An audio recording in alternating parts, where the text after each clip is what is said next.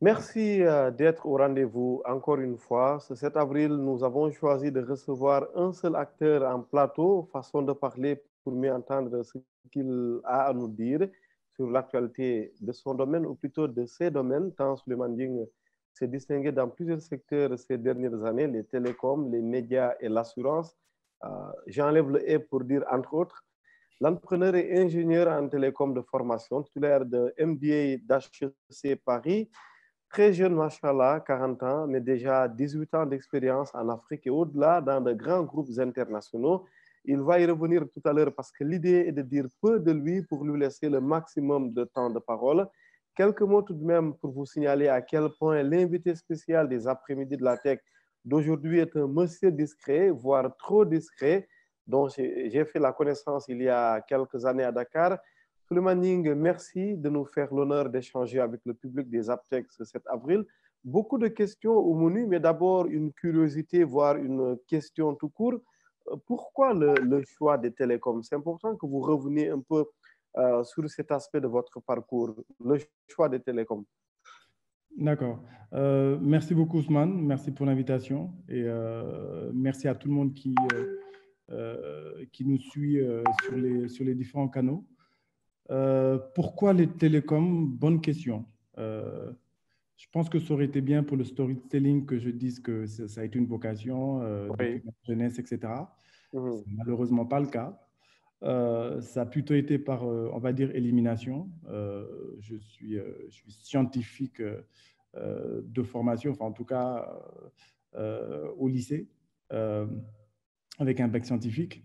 Et donc, le choix se portait sur des orientations scientifiques. Et donc, par élimination, je pense que j'en suis arrivé aux télécoms. Mais je pense qu'inconsciemment, le fait qu'il y ait un gros acteur dans les télécoms au Sénégal,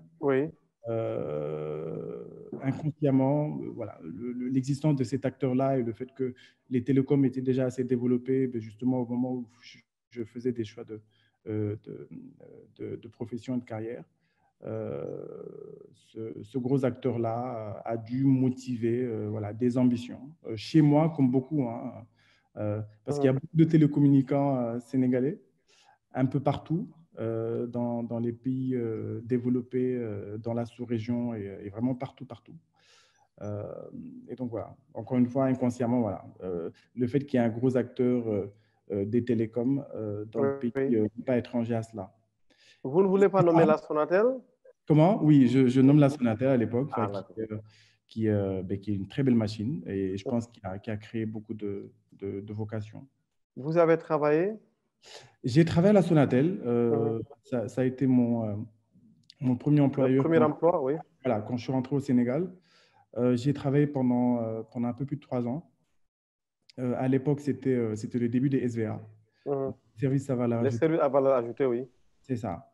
Et donc, une très belle expérience là-bas, beaucoup de projets très intéressants, que ce soit sur le déploiement des réseaux de large bande, que ce soit sur le déploiement de réseaux intelligents, enfin, l'IN et le billing prepaid, que ce soit sur le SMS international. Enfin, quand j'y repense encore, à l'époque, quand je commençais, voilà, on ne pouvait tout simplement pas envoyer de SMS à l'international, que ce soit sur le déploiement de la première plateforme USSD dans le groupe Orange après la France, etc. Donc, je pense qu'il y a eu pas mal de projets très intéressants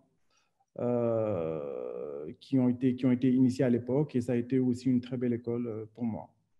En tout cas, vous forcez le respect dans le secteur des télécoms au Sénégal et sûrement ailleurs à l'étranger. En atteste les nombreuses inscriptions des acteurs télécoms quand il s'est agi d'annoncer qu'on allait vous recevoir ce 7 avril 2021.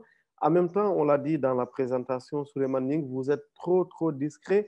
Qu'est-ce qui explique un peu ce trait de votre personnalité qui ne passe pas inaperçu? Je pense que je suis de nature comme ça. Oui, discret, effectivement, serait un bon qualificatif. Je ne suis pas timide, hein. Je ne suis absolument pas timide, en tout cas pour ceux qui me connaissent. Disons, voilà, j'aime bien évoluer tant au niveau professionnel que personnel de façon discrète.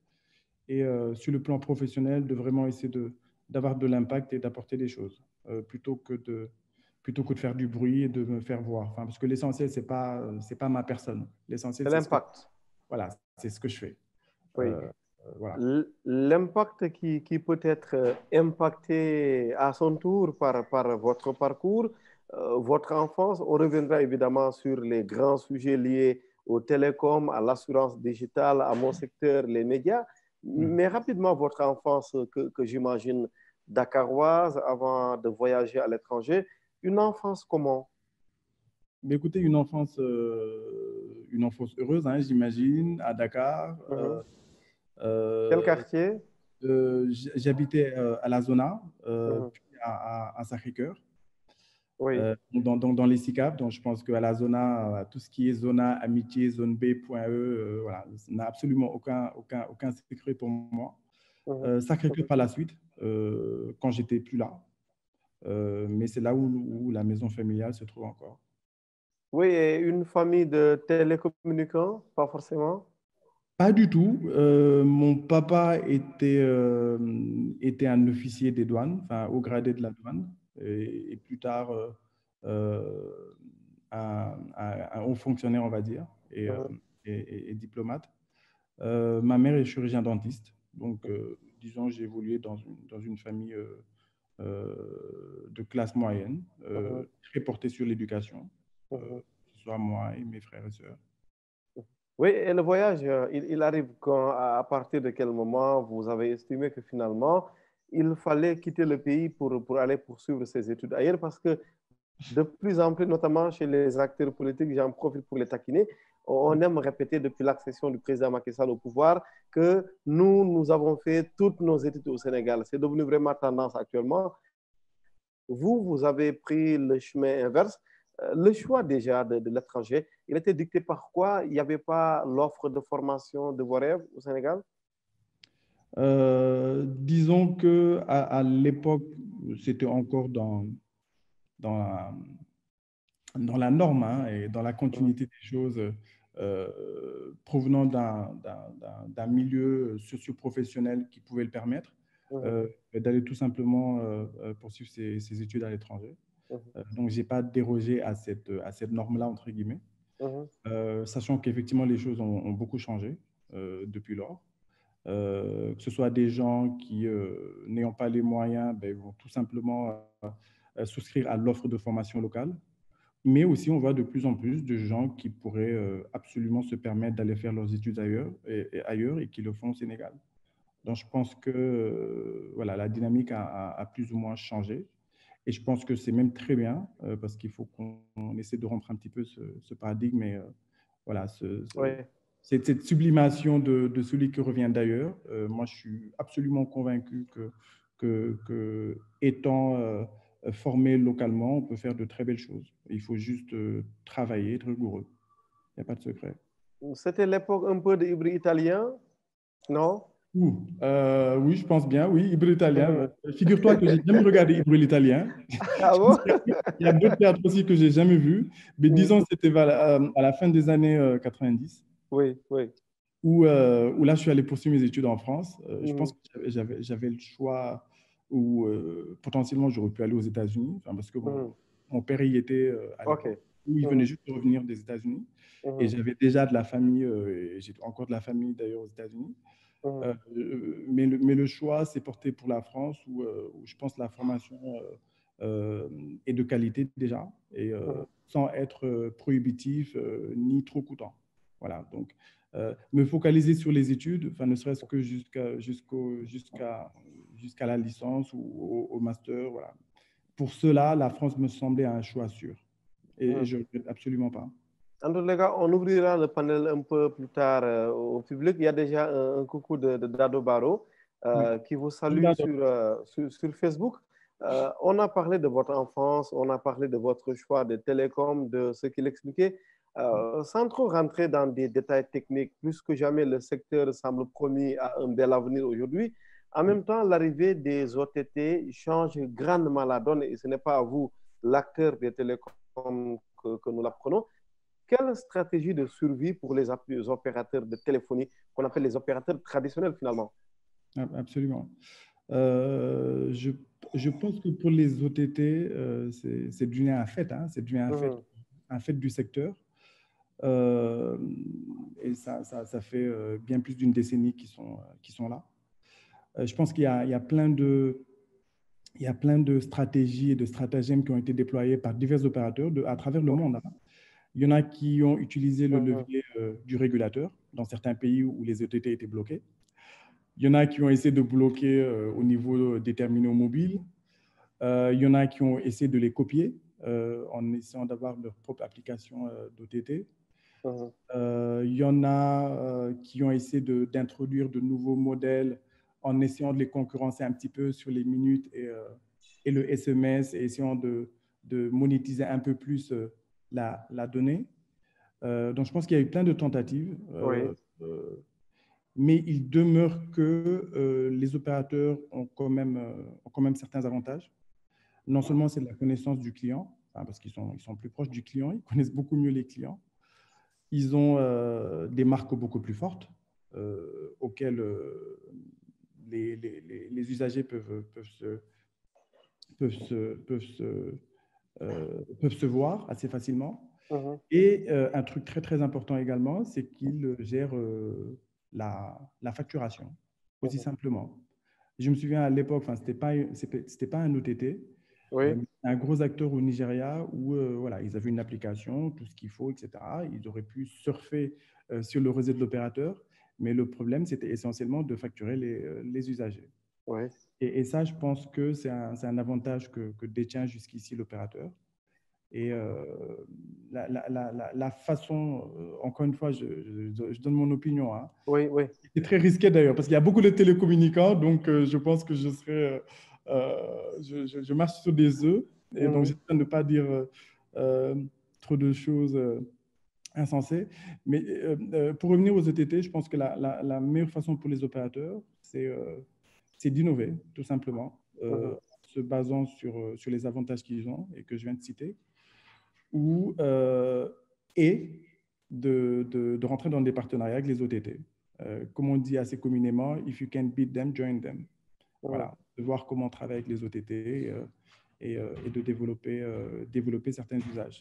Mais c'est vrai que les OTT ont véritablement fait très mal, que ce soit sur le SMS et la voix, et encore plus sur le roaming. Je pense que là, il y a Dado qui nous écoute, elle qui est assez spécialiste du roaming. Je ne dirais pas que le roaming est mort, mais les OTT ont quand même fait beaucoup de dommages à ce niveau-là. Mais justement, ça rappelle au moins 2 panels que nous avions consacrés à ces problématiques.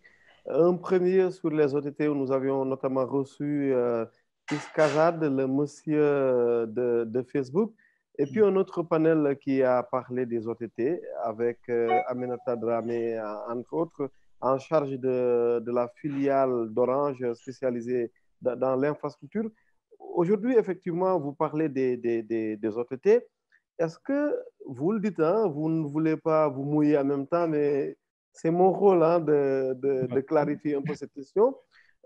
Aujourd'hui, actuellement, est-ce que le projet du free roaming est toujours d'actualité dans un contexte où, quand on quitte par exemple Abidjan, on arrive à Dakar, on n'a plus besoin peut-être du téléphone ou de la téléphonie classique pour contacter ses proches à l'heure de WhatsApp? Est-ce que le free roaming n'est pas dépassé à force de prendre trop de temps sur le projet? Enfin, je ne dirais pas qu'il est dépassé. Ou bien vous ne répondrez ni oui ni non, comme dit l'autre? Non, je répondrai. Enfin, non, je suis pas je me mouille, hein. Quand j'ai un avis bien tranché, je le partage, hein. D'ailleurs, je ne suis pas dans le diplomatiquement correct. C'est ça un de mes problèmes. C'est peut-être pour ça que je ne parle pas beaucoup. Pour le roaming, je pense qu'il est venu en temps voulu. Il a encore son sens dans nos pays, sans trop de retard, parce que même pour l'Union européenne, le free roaming avait été adopté juste avant, en tout cas pas trop longtemps avant l'Afrique. Il y a encore un besoin de pouvoir accéder de façon transparente aux mêmes services auxquels on accède dans son pays d'origine. Tous les OTT, en tout cas les OTT de communication des messageries, ne sont peut-être pas forcément professionnels. Ça rentre de plus en plus dans les usages, mais pendant longtemps, j'ai hésité à envoyer un WhatsApp à un partenaire ou une relation professionnelle. Donc, pour répondre à ta question, enfin, je pense que le free roaming a encore absolument son sens d'être déployé. Après, quant à sa mise en vigueur, voilà, je suis moins persuadé que ça a été suivi de fait. Oui, bon, désolé, il y a un avion qui passait. On est un peu dans la zone de Sonatel. Mais vous parlez un peu d'applications professionnelles, mais reconnaissez quand même qu'il y a des applications professionnelles dédiées comme Zoom aujourd'hui sur laquelle on parle d'applications. On fait aujourd'hui ce panel. Il y a des applications professionnelles dédiées, non?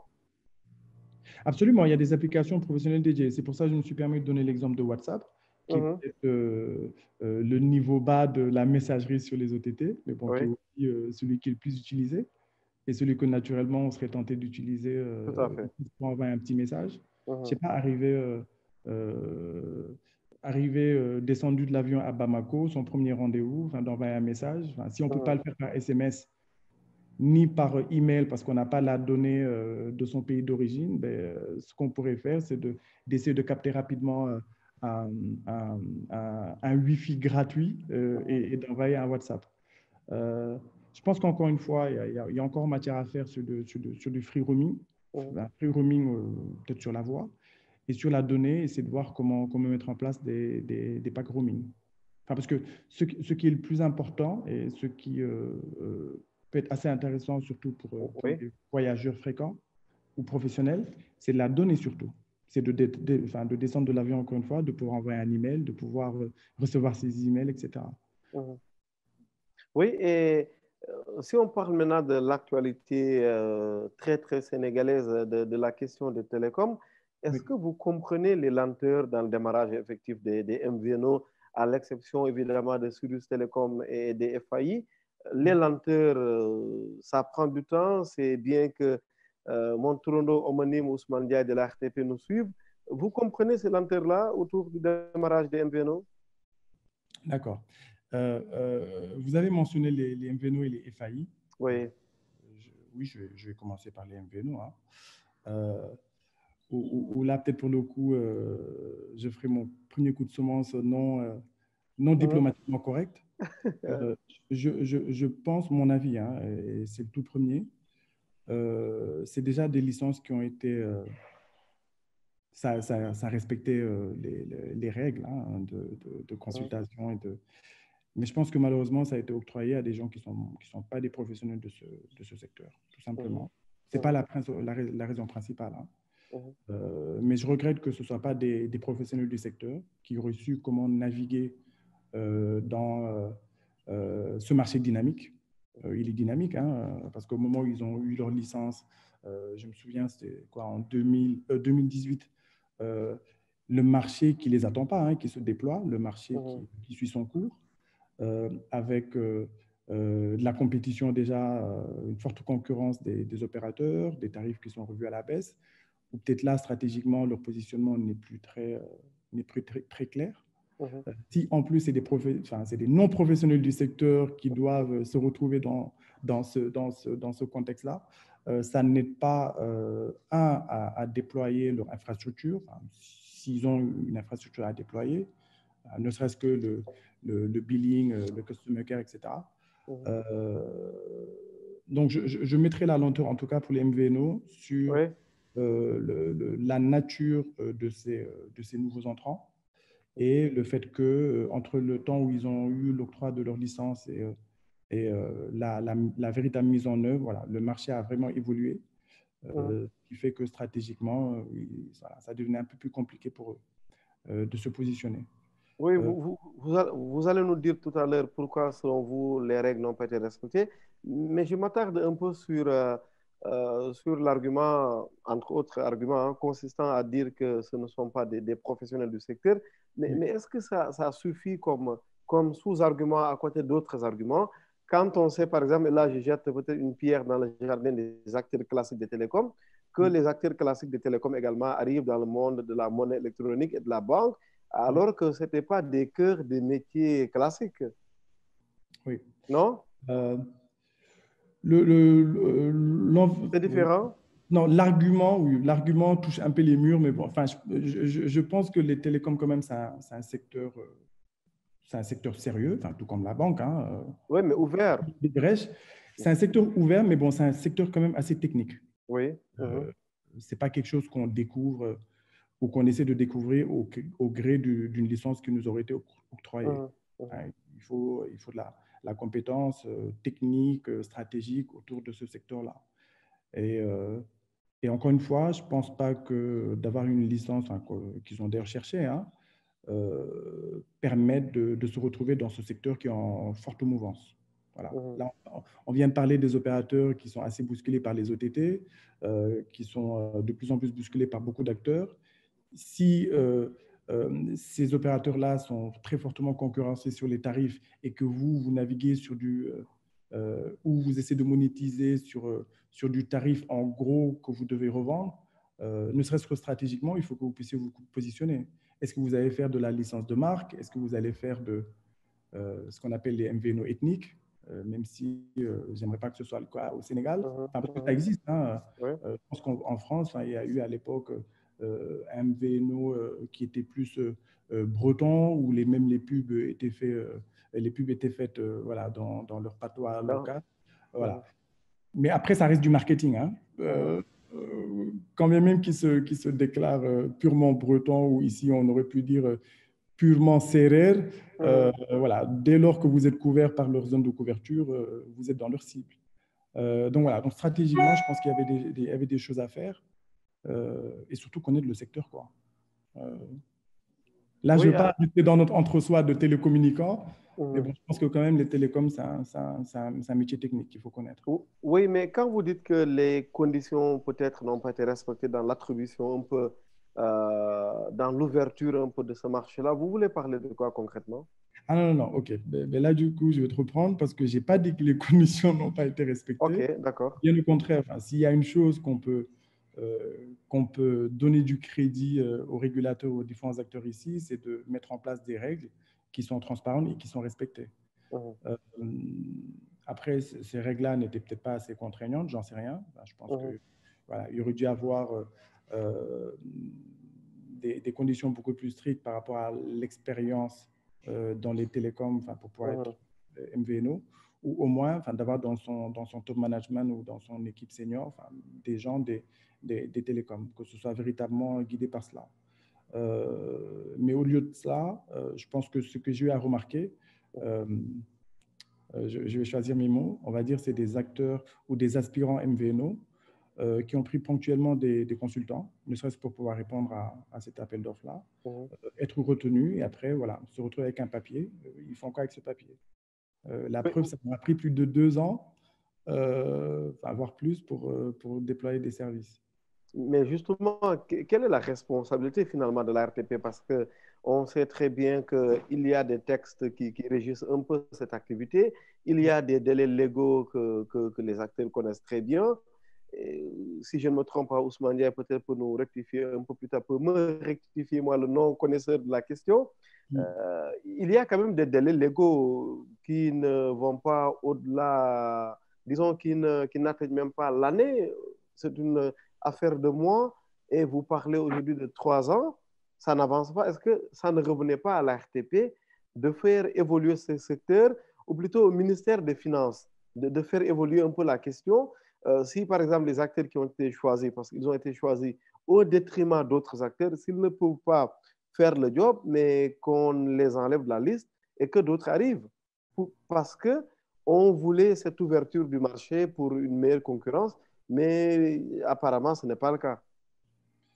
Je pense que légiférer et encadrer le secteur des télécoms, c'est pleinement dans les prérogatives de la RTP et c'est très bien ainsi. Et ce qui est du rôle de la RTP, en tout cas en partie, et ce que je pourrais partager ici, c'est de réglementer le secteur et de le faire évoluer surtout. De le faire évoluer en mettant en place des règles propices justement à cette évolution-là et à la création de valeur. Et également de s'assurer que les nouveaux entrants sont des entrants qui vont aussi créer de la valeur. Et c'est sur ça qu'on les juge également. Faire entrer des acteurs qui ne font pas évoluer le secteur, je ne pense pas que c'est quelque chose qui puisse faire évoluer les choses. Voilà. Donc le choix des acteurs est, je pense, assez primordial. Oui, mais là, on fait quoi? Qu'est-ce qu'il faut faire? Mais écoutez, il y en avait 3. Il y en a 3 sur le papier.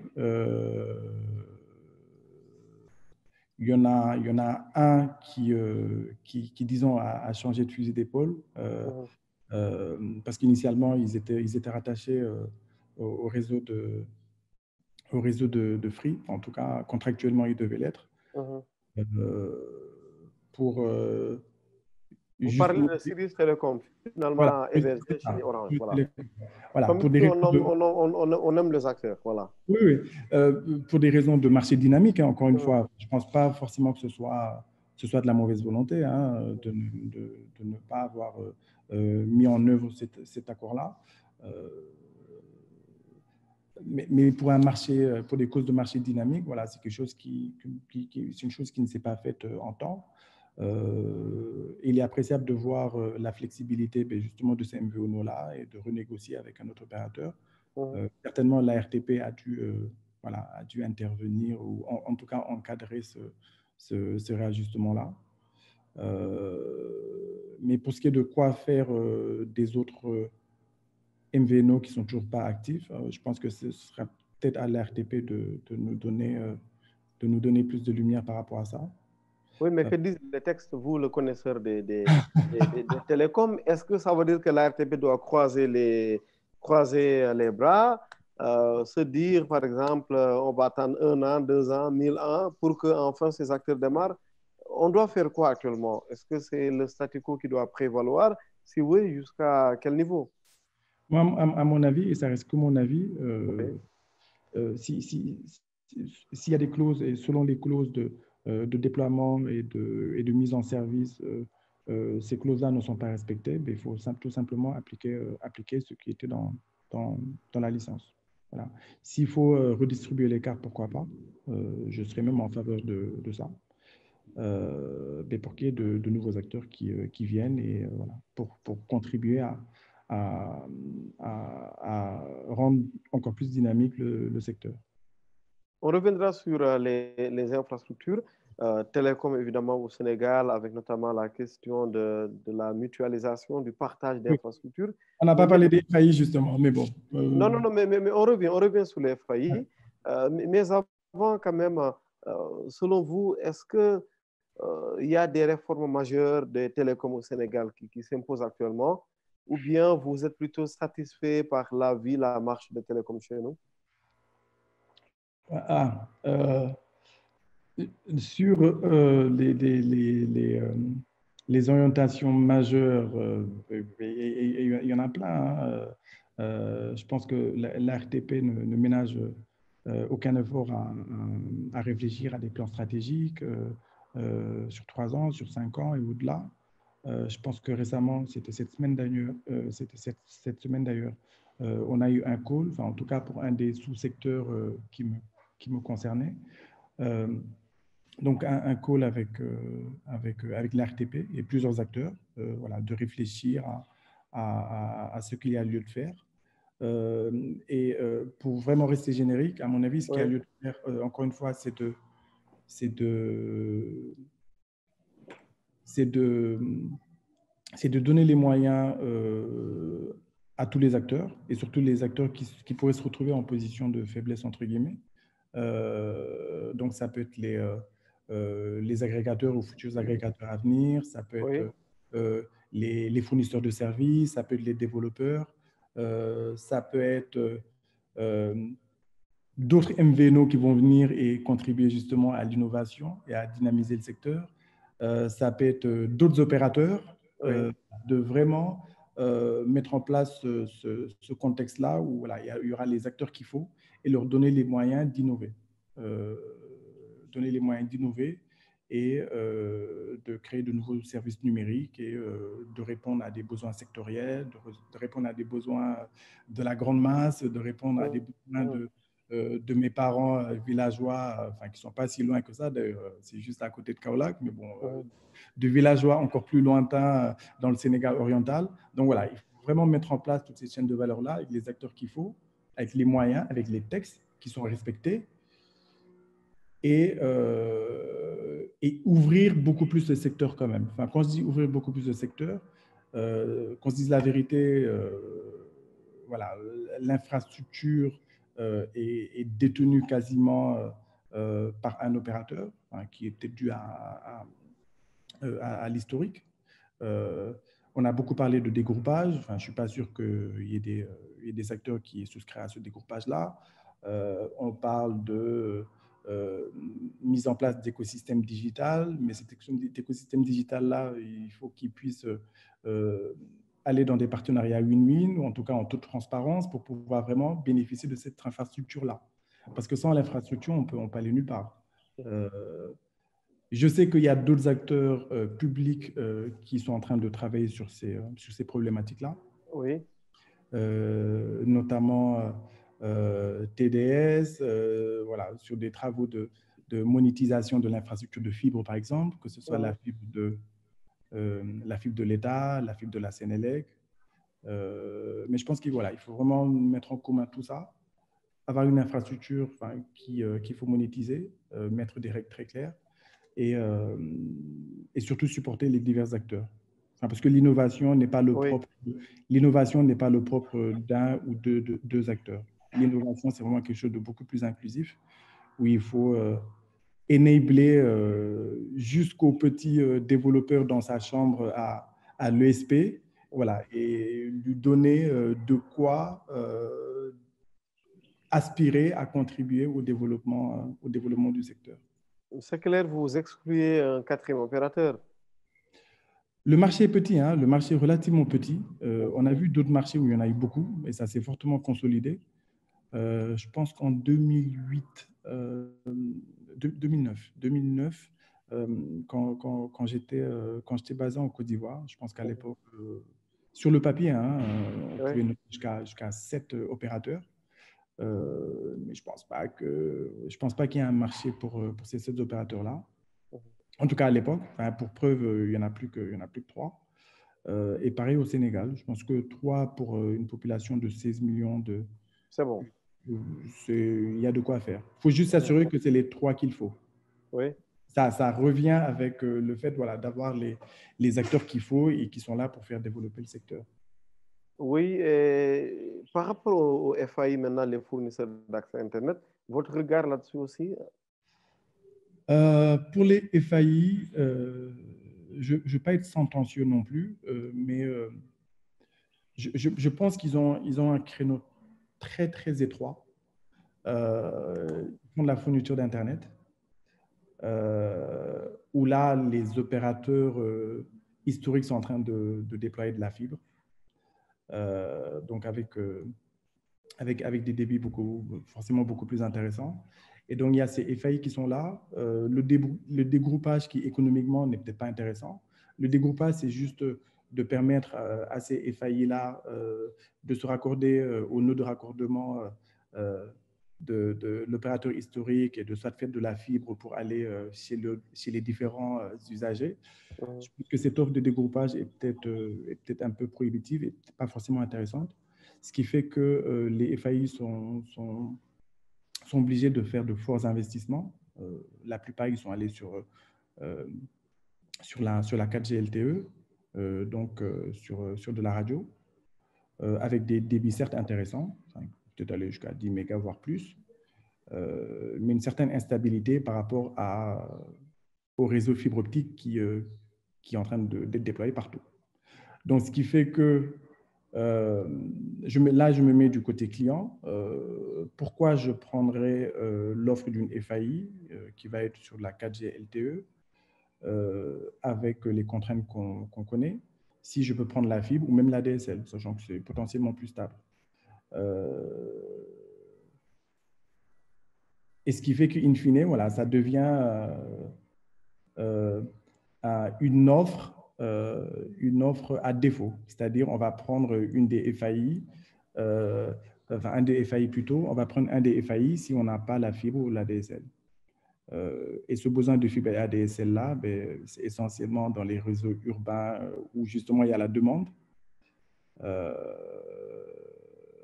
Je ne sais pas c'est quoi la demande pour des FAI. Oui. Mhm. Sauf à ce qu'eux aussi, ils se retrouvent à innover, à faire du contenu. Mais si c'est venir et juste se positionner sur on n'est pas cher, on est stable, on est fiable, je ne suis pas sûr qu'il y a un véritable marché pour eux. Sans être sentencieux, hein, parce que je me Oui. trompe peut-être. Oui. Il serait inutile? Inutile, non, parce que Arc existe depuis bien longtemps. Hein. Je pense Oui, que avec Mohsen Chirara. Arc a toujours été un acteur alternatif. Inutile, non. Enfin, il faudrait peut-être juste qu'ils développent leur offre de service avec peut-être du contenu et d'autres choses. On passe un peu à l'entrepreneuriat, Souleymane, si vous n'avez pas peut-être d'autres observations à partager avec nous sur ce secteur que vous connaissez bien. Sur les télécoms, je pense Oui. que on a assez dit, enfin, en tout cas par Mhm. rapport au niveau de connaissance que j'en ai. Oui. Mhm.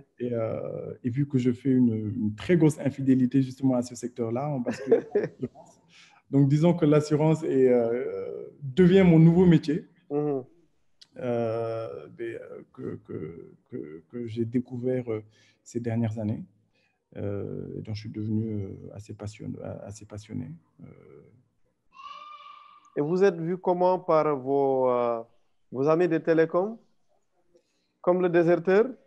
Non? Pas vraiment déserteur parce que j'ai encore un pied dans les télécoms. Avec eConnect? Avec eConnect, justement. Mais un mot sur eConnect. Voilà. Vous Donc, avez prévu que vous n'en parliez pas. oui. Donc, en fait, eConnect, eConnect a été créé il y a quelques années. Oui. Et eConnect, en fait, a été un peu la passerelle vers l'entrepreneuriat. En tout cas, ça a été la première entreprise dans ce sens. Mhm.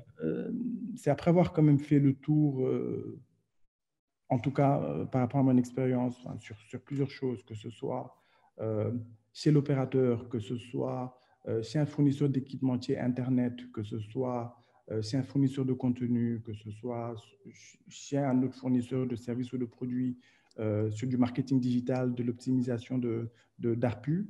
Je pense qu'on commence à développer un, un portefeuille d'intérêts ou en tout cas de connaissances que malheureusement on ne peut pas trouver dans un emploi qu'on vous offre.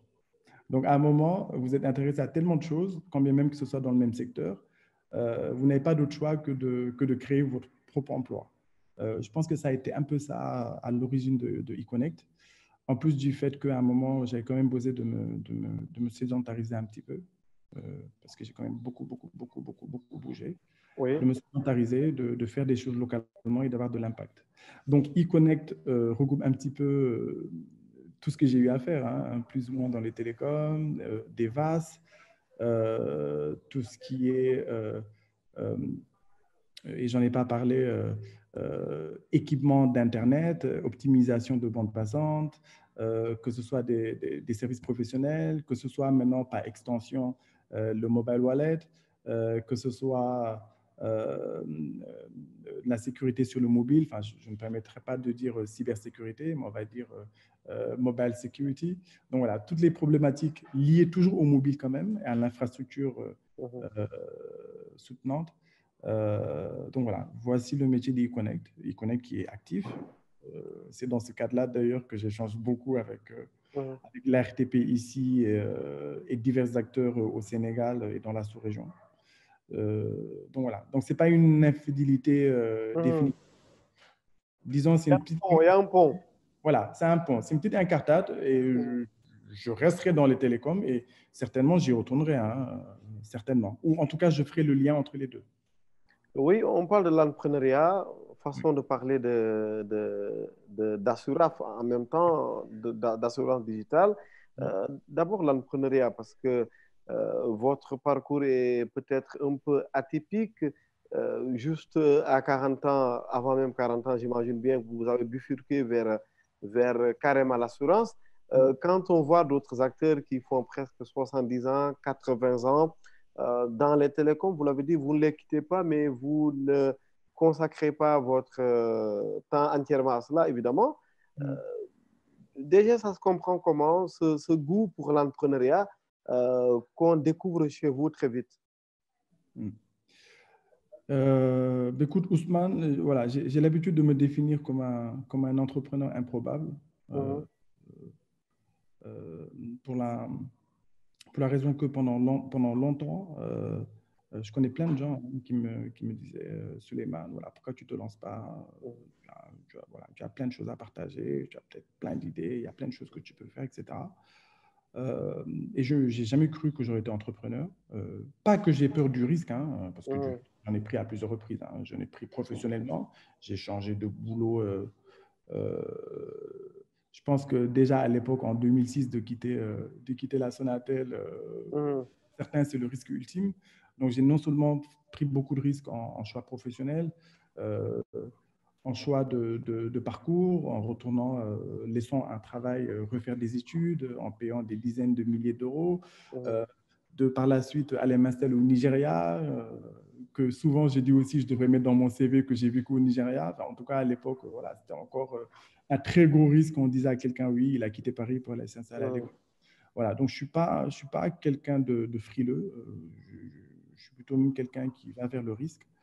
Mais l'entrepreneuriat, je pense que c'est quelque chose qui arrive à point nommé. Enfin, voilà, c'est la rencontre de plein de choses, en tout cas l'alignement des planètes, qui est l'idée, qui est ce déclic, et ça se passe. En tout cas, me concernant. Après, il y en a qui sont entrepreneurs nés.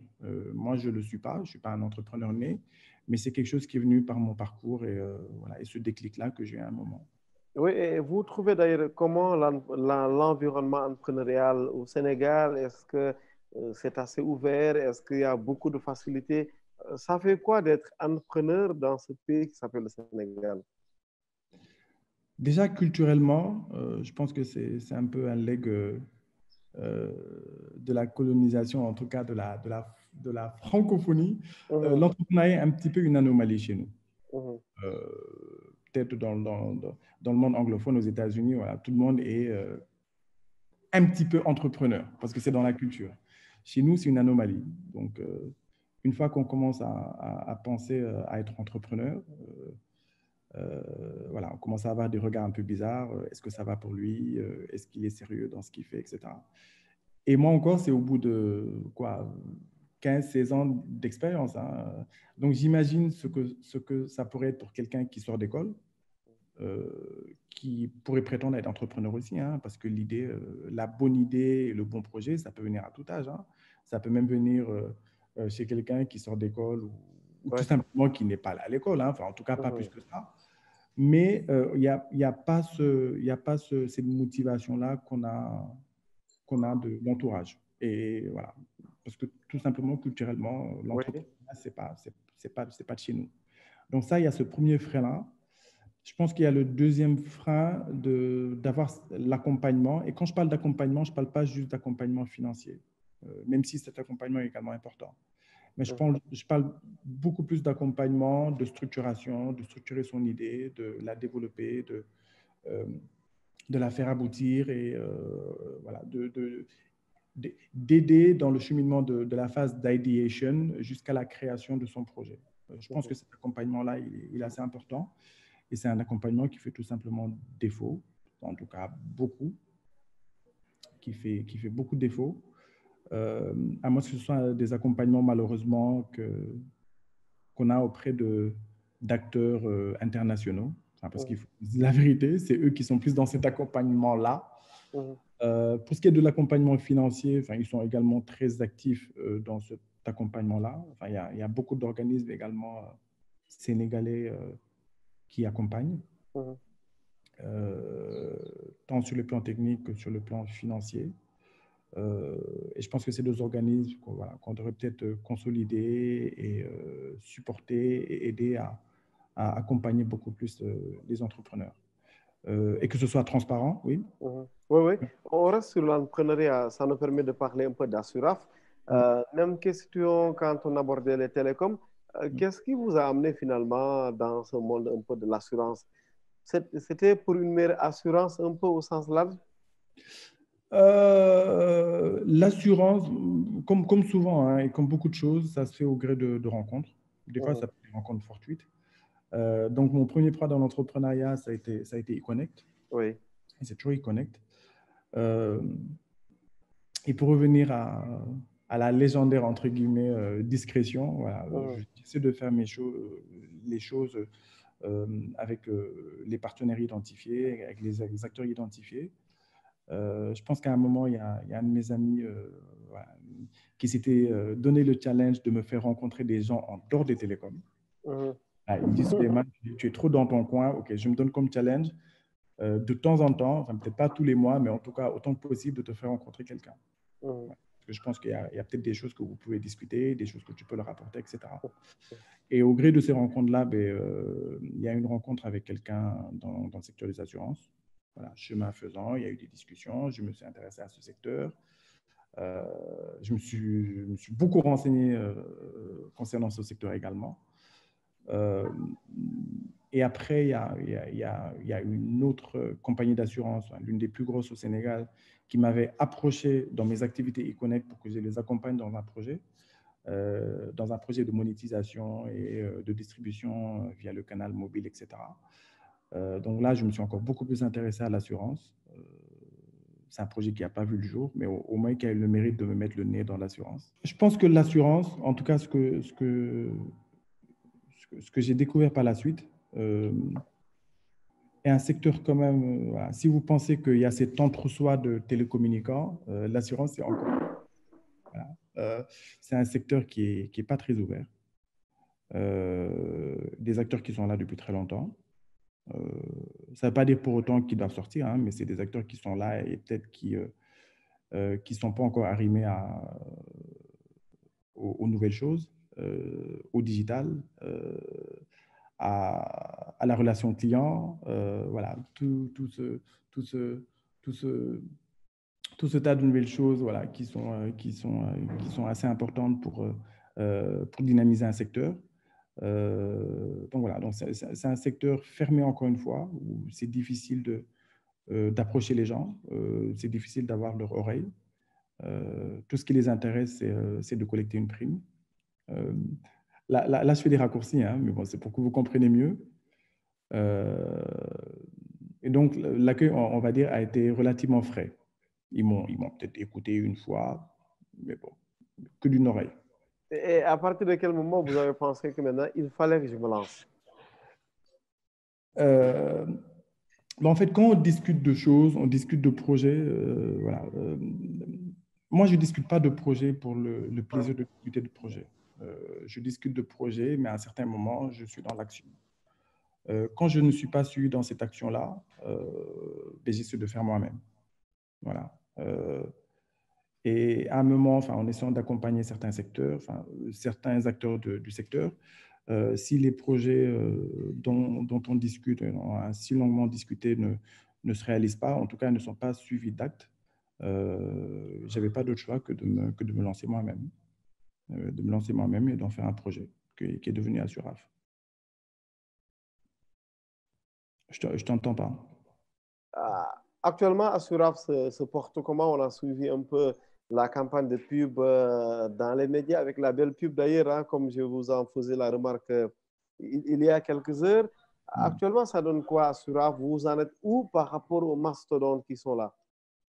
Oui, déjà Assuraf, nous sommes un intermédiaire des assurances, enfin, en tout cas administrativement. Nous avons un agrément de courtage obtenu régulièrement auprès du ministère des Finances. Oui. Ça, c'est pour la légitimité, parce que justement, j'aime bien être légitime dans ce que je fais. L'égalité d'abord, non? Exactement. De pouvoir distribuer, de l'assurance, qui, on va dire, la couche 0, et de monter dans la chaîne de valeur. Donc, de pouvoir accompagner divers acteurs du secteur dans leur transformation digitale, de pouvoir mettre à disposition notre application maison, notre algorithme à ces différents acteurs-là, de pouvoir développer de nouveaux modèles économiques, de nouveaux produits. Donc, nous avons un département actuariel où nous modélisons des produits, nous les proposons à des acteurs, etc. Donc, voilà, nous essayons de déployer un petit peu notre value proposition, que ce soit au Sénégal ou dans la sous-région, avec pour l'instant quand même un focus sur le Sénégal. Oui. Parce que j'aime bien aussi faire les choses graduellement. J'aurais pu, dès le début, être au Sénégal, aller au Burkina, aller au Mali, aller au Togo, au Bénin, etc. Comme une stratégie de la terre brûlée, question de dire que je suis partout. Mais je préfère être solide là où je suis, bien faire les choses avant de m'ouvrir. Avant de m'ouvrir. L'enracinement avant l'ouverture, hein. C'est d'ailleurs une phrase de quelqu'un de chez vous, Senghor. Absolument. L'enracinement avant l'ouverture. Sachant que l'ouverture, c'est quelque chose de naturel chez moi. Tout à fait. Pendant plus de 10-15 ans, j'ai couvert l'ouverture stratégique, disons. Voilà. Plus d'une vingtaine de pays. Donc, naturellement, moi, le marché, ce n'est pas que le Sénégal. Hein. Naturellement, c'est la sous-région. Mais bon, quand même, voilà. Tout décompte commence par un pour faire de la tradition Montamo. Donc, j'ai commencé par le Sénégal et après, on ira ailleurs.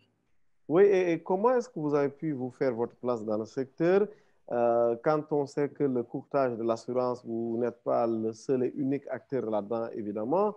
Et il y a notamment Balloon qui est arrivé récemment, Balloon Assurance.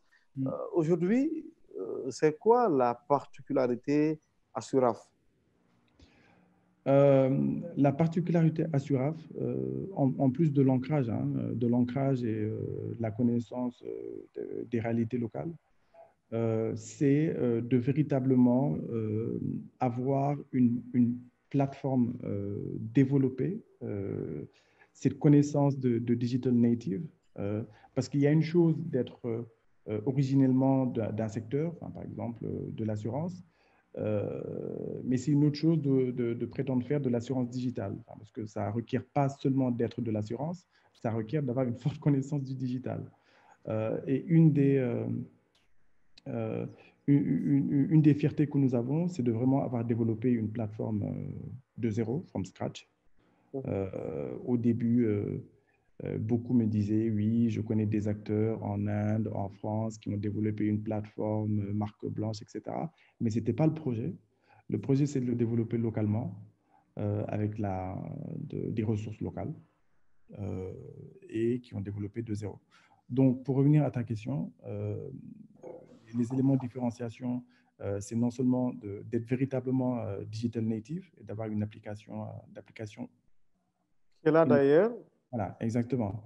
D'avoir une application évolutive et dont on a une complète maîtrise. La connaissance du marché, et aussi la volonté véritablement d'avoir un impact. Genre, nous ne sommes pas là pour essuyer de procès à personne, mais bon, nous ne sommes pas là pour collecter des primes et enrichir les actionnaires et les employés. On ne cracherait pas dessus non plus, mais nous sommes véritablement là aussi pour un impact social, d'inclusion financière et de développement et de démocratisation de la protection sociale. Quels sont les... Oui, allez-y. Avec de forts projets que nous avons autour de l'assurance vie, de l'assurance santé, notamment. Donc, cet impact-là est quelque chose qui est au cœur de notre ambition. Oui, et quels sont actuellement, évidemment, on ne va pas vous demander quels sont vos clients, peut-être que c'est des données stratégiques, mais souvent, c'est quel type de clients? Là, on voit sur le site, évidemment, quelques satisfactions au pluriel de clients, mais actuellement, les clients, globalement, c'est quel type? Si ça peut savoir. En fait, il y a un peu de tout. Dans ce genre de nouveaux produits, forcément, il y a les first movers, des gens qui sont curieux de nouveautés. Donc, c'est des gens qui vont aller sur la plateforme, qui vont faire le parcours, qui vont tester et souvent, voilà, qui sont assez satisfaits du parcours et qui vont souscrire. Il y a bien entendu l'entourage, donc son réseau propre, de gens qui vont faire le même parcours ou de gens qui vont être assurés via euh, notre back-office complètement digitalisé. Oui. Il y a des gens de la diaspora également qui vont prendre une assurance à distance pour quelqu'un localement. Il y a beaucoup d'expatriés qui sont habitués justement à prendre l'assurance en ligne. Et des fois, il y a quand même des clients qui ont un profil, on va dire, improbable. Je pense que j'en ai même fait un post sur Facebook. Je pense qu'il y a une fois, il y avait un monsieur, troisième âge, je dirais, socialement socialement, on ne penserait pas que c'est quelqu'un qui prend une assurance et surtout qui s'intéresse à l'assurance, qui a pris beaucoup de garanties. C'était en automobile. Il n'a pas pris que la responsabilité civile, l'assurance du policier. Donc, il s'est vraiment intéressé, il s'est renseigné, il a pris les garanties dont il avait besoin. Il a fait le parcours complètement en ligne. Après, je l'ai livré. Soit parce qu'il faisait tard ou parce que je quittais tard le bureau, je l'ai livré moi-même. Et je me souviens très bien, je l'ai livré à la station Shell qui se trouve vers Masalikul Jinan, un peu vers Dine, voilà. Et j'étais surpris de voir un bonhomme, quasiment 70 ans, qui habite à Tivaouane, qui est de passage à Dakar. Et ça a vraiment été un choc parce qu'il ne correspond pas au profil. Voilà.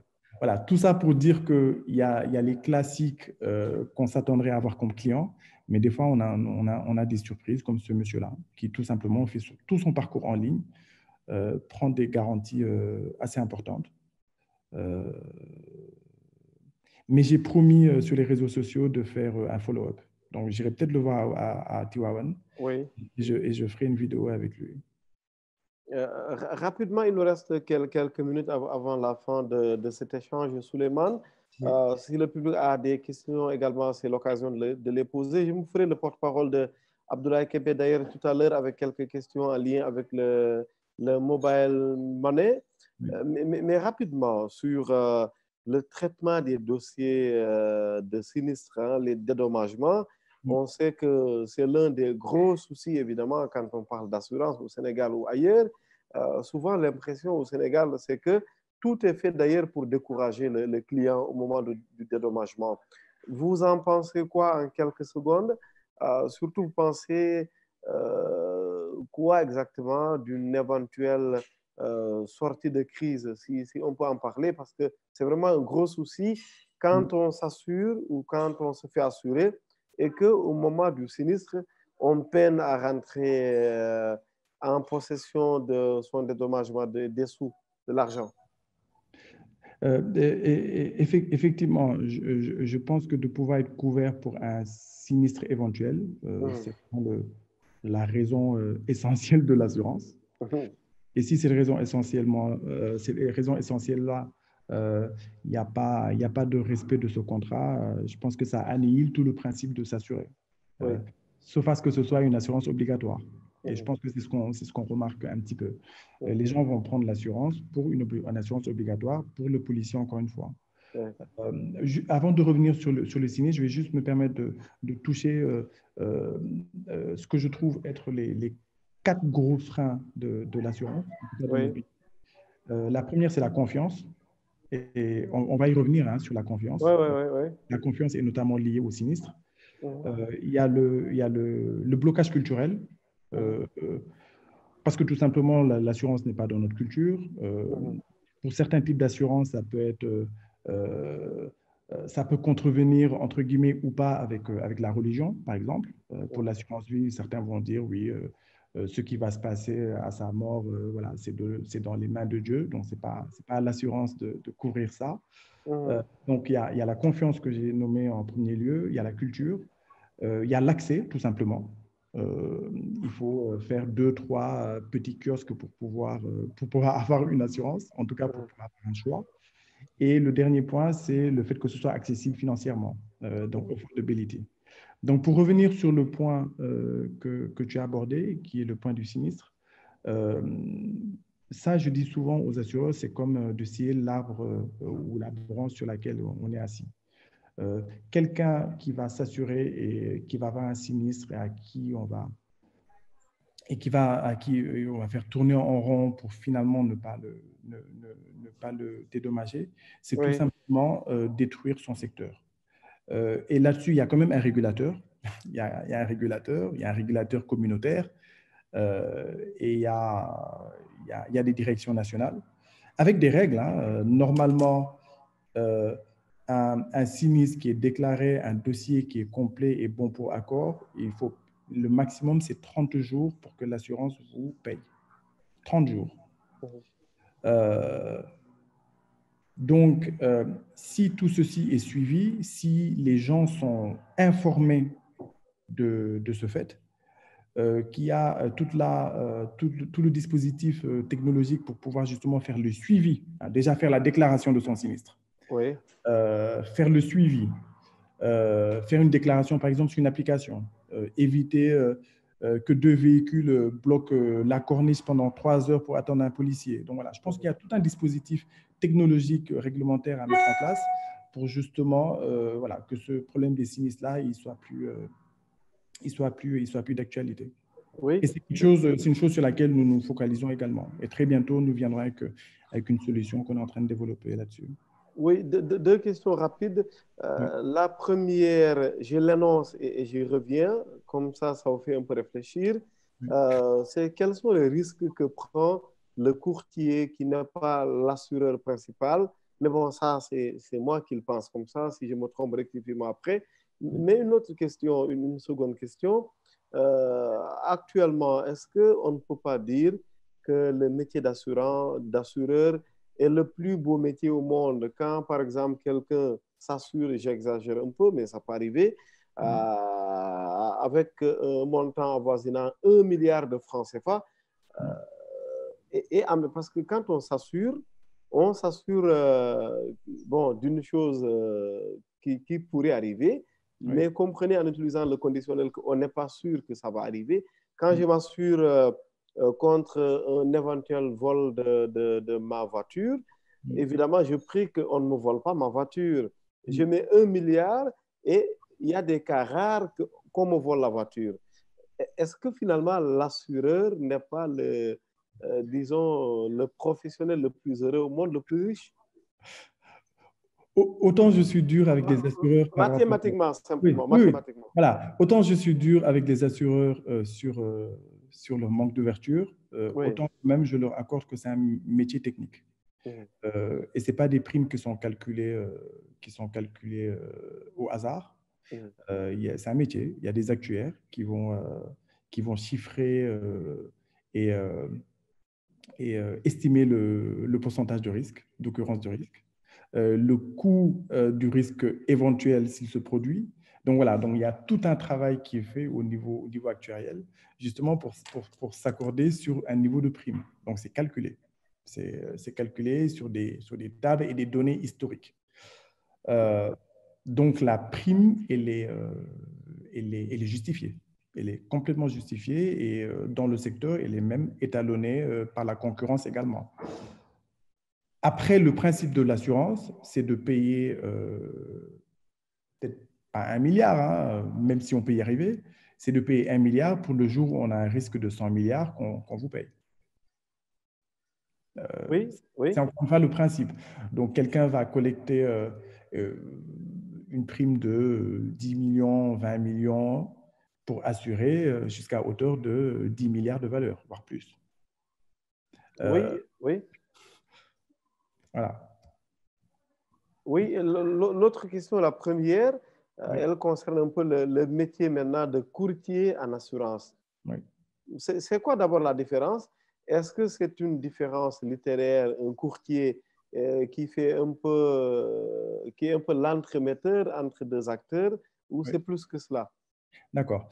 Assez rapidement, dans le secteur des assurances, il y a 3 acteurs réglementés. Il y a la compagnie d'assurance, il y a l'agent général. Donc, l'agent général, c'est un intermédiaire, on va dire, mais qui n'est adossé qu'à une compagnie. Donc, c'est une sorte de franchisé d'une compagnie. Donc, il y a plein d'agences de AXA, Sonam, NSIA et j'en passe. Je suis désolé d'en citer. Non, il n'y a pas de souci. Qui sont des agents généraux. Donc, en fait, c'est comme si c'est des franchisés de ces compagnies-là. Après, il y a les courtiers qui sont des intermédiaires, mais qui ont vocation à travailler avec toutes les compagnies. Oui. Voilà, qui ne sont pas liés forcément à une compagnie en particulier, mais qui sont plus mandataires d'un client pour lui chercher des produits ou un contrat qui répond à ses besoins.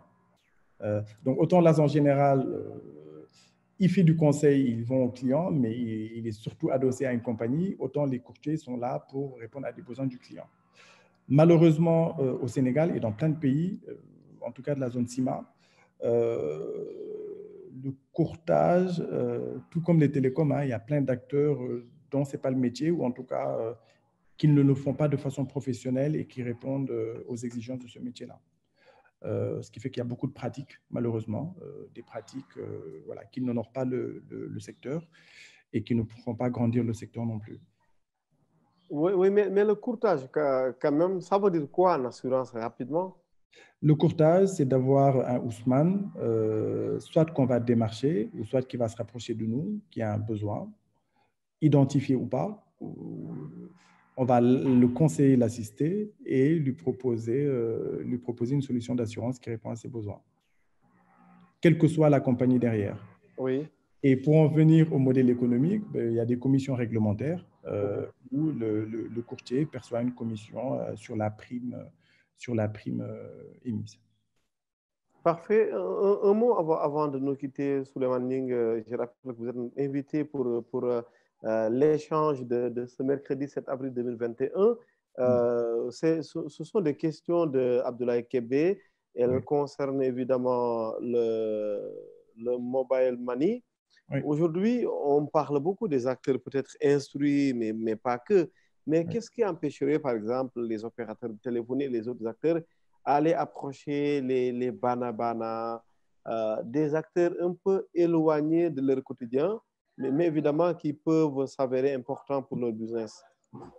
Mais je pense qu'ils font cet effort-là. Hein, pour ce qui est du mobile money, ils essaient de faire de l'inclusion.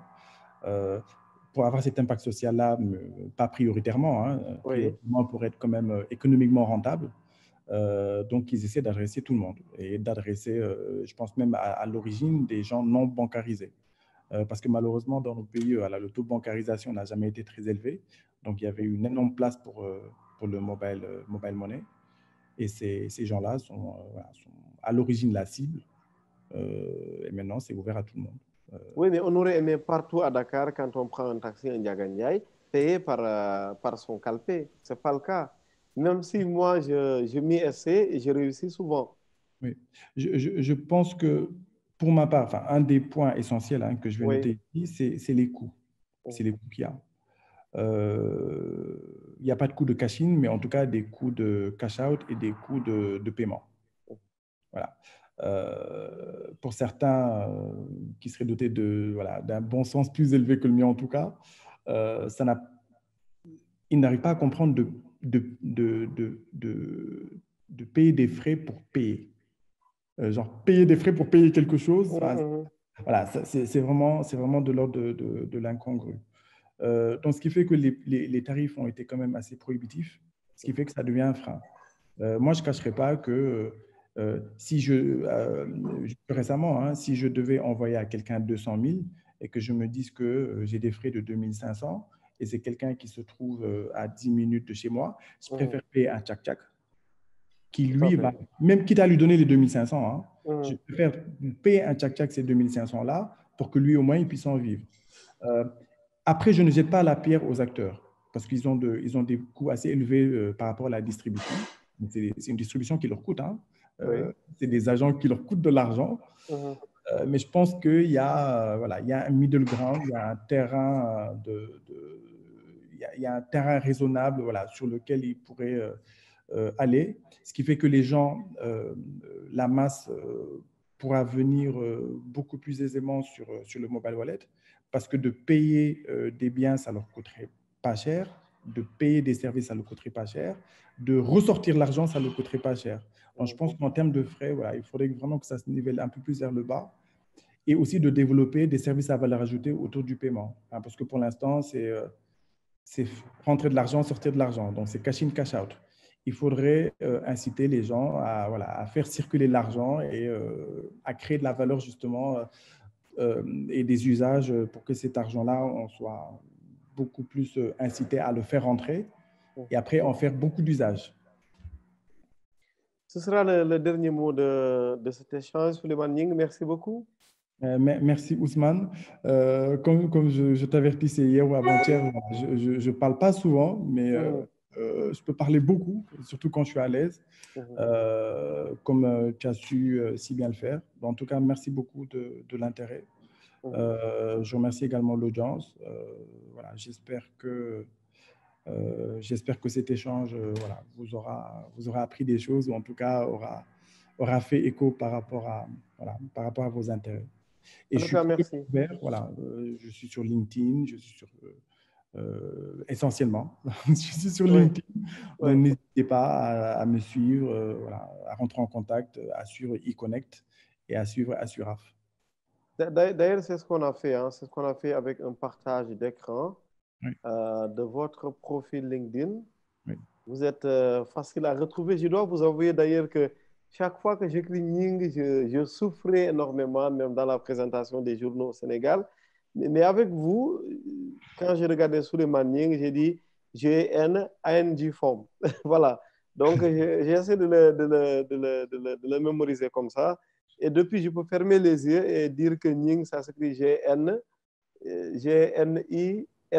Voilà. Ah non, je ne joue pas avec l'orthographe de mon nom. Parce que ça peut amener plein de problèmes hein, si c'est mal orthographié et qu'on laisse passer. En tout cas, merci. Ça m'a beaucoup aidé. Merci à toi. On vous retrouve on te retrouve sur LinkedIn avec eConnect, un peu votre parcours et des renvois évidemment vers Assuraf qui est votre bébé. Ça se comprend que vous aimez tant, mais vous n'oubliez pas eConnect, vous n'oubliez pas non plus évidemment ce monde des télécoms. De toute façon, même si on n'est pas dans les télécoms pleinement, on ne peut pas vivre sans télécom. Là, on se parle à distance et puis il y a tellement d'applications et d'outils qui font que, évidemment, les télécoms sont devenus incontournables. Merci infiniment à vous d'avoir répondu à notre invitation. Merci à notre cher public qui, chaque fois, suit, parce que nous sommes convaincus que les grosses problématiques liées au digital, on les pose sur la table et puis avec un ensemble d'acteurs, on en parle pour faire évoluer la réflexion au Sénégal et à l'étranger. Je donne rendez-vous au public, Inch'Allah, mercredi prochain. Nous serons le 14 avril 2021 et puis nous parlerons d'autres problématiques. Mais je suis sûr que quelque chose me dit que nous ne serons pas très loin des télécoms, encore une fois. Merci, Souleymane. Merci. À très bientôt. Je précise que ce panel va faire l'objet de replay un peu plus tard sur nos plateformes digitales. Merci à tout le monde et puis excellente soirée ou fin d'après-midi. C'est selon la zone géographique où vous nous suivez. À bientôt. Merci Ousmane, merci tout le monde. Au revoir.